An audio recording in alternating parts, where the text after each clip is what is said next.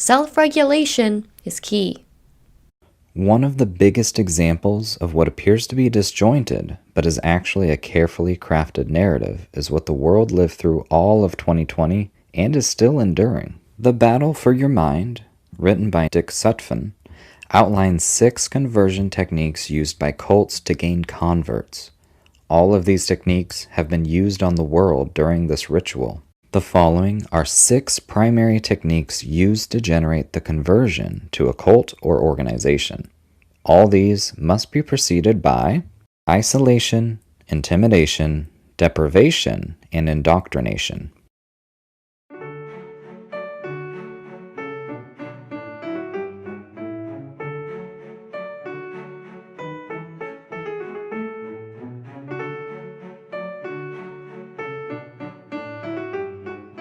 So we just got the news that we're going to be quarantined here for 14 days.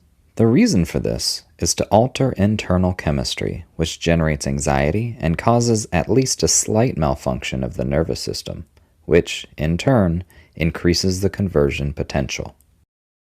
The first technique is called the sell it by zealot technique.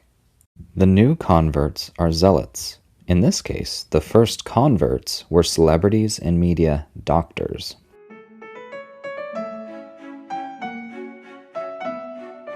Just cover your face because you may be infected. I'm begging of you, please don't hesitate. Because once you're dead, then that's a bit too late. 2. Wearing down resistance. A schedule is maintained that causes physical and mental fatigue. The participants are given no opportunity for relaxation or reflection. 3. Increasing tension. From healthcare workers risking their lives on the front lines to families worrying about putting food on the table. It's the most horrifying experience we've had. You can see that there's more abnormal lung than there is normal lung. The deadliest month on record. 2020 is now the deadliest year in U.S. history. 4. Introduce uncertainty about identity. In cults, the participants are concerned about being put on the spot or encountered by the trainers. Guilt feelings are played upon. Participants are tempted to verbally relate their innermost secrets to the other participants. If you do not comply with guidelines, you risk being put on social media and ridiculed by the world. The uncertainty of identity comes in the form of losing your individuality, or your identity has been reduced to your costume. This has also turned all of us into a literal horror movie plot device. You're there with your best friend, but then you have to kill your best friend because of this thing that's inside them. And that's what the disease became in cabin fever. You're with your best friend, but you've got to isolate them or you've got to kill them because whatever is inside them could get inside you. And suddenly, you're not seen as human anymore. If you saw a neighbor, you kind of waved and you were nervous. It's changed our body language, the way that you just respond to someone. Oh no, don't touch me. 5. Jargon. New terms are introduced that have meaning only to the insiders who participate.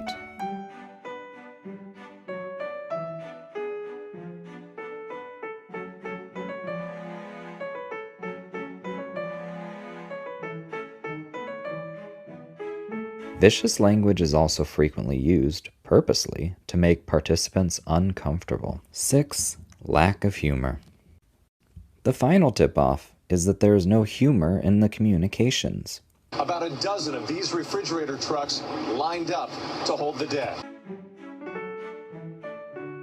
At least until the participants are converted. Then merrymaking and humor are highly desirable as symbols of the new joy the participants have supposedly found. Bake. It's the banana bread apocalypse of 2020. The media shows you're supposed to be happy and having fun, making sourdough bread at home for the 13th month in a row. The untold amount of psychological damage done during this fear-based initiation conversion ritual to children and vulnerable individuals is unknown, not to mention the strategic financial blow.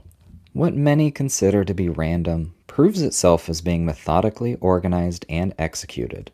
The 1963 congressional report, Current Communist Goals, laid out the instructions of installing communism in the US. This has been done and now is being externalized. Take a look at some of the completed objectives.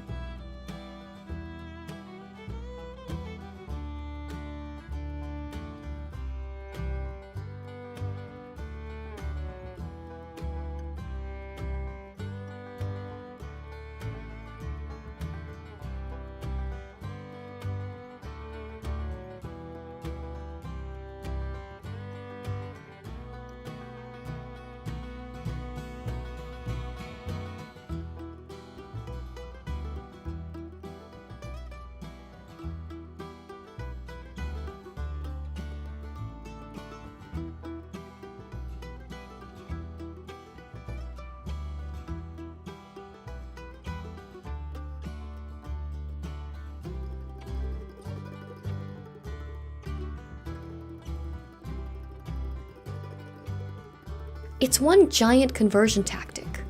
Everything we experience is propaganda that has worn us down and forced society as a whole to submit to their dogma.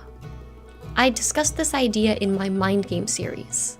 In the next part of this programmed series on psychological manipulation, we will be taking a look at how cults use ritual abuse as a form of mind control. Thanks for watching.